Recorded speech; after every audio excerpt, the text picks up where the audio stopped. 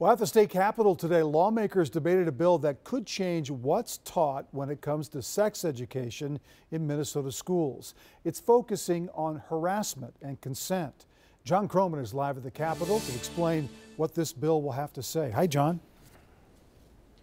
Hey, Randy. Well, basically, this bill tells the State Department of Education to create a model sex ed curriculum, which then would be made available to local school districts. The House Education Policy Committee heard the bill, gave it its first hearing today, and basically there was lively debate over what students should be told about mutual consent, sexual orientation, and gender identity.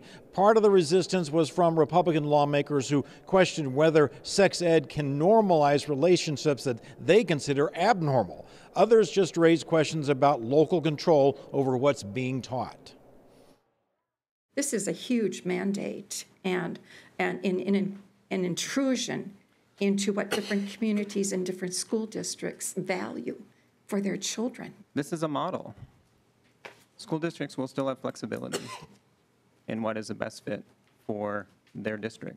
My sex ed has been abstinence only. I have speakers come in because the teachers don't know the topic and they are not always informed about the topic. This bill is about the health and safety of our youth, so we want to make sure that youth have medically accurate information and that they're working on skill building relating to consent.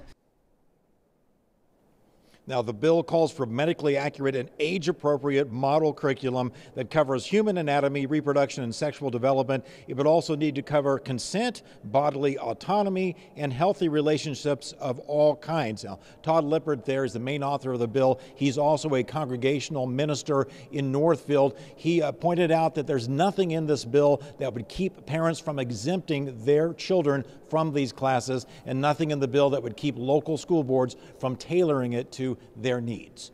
Back to you. All right. Thank you, John.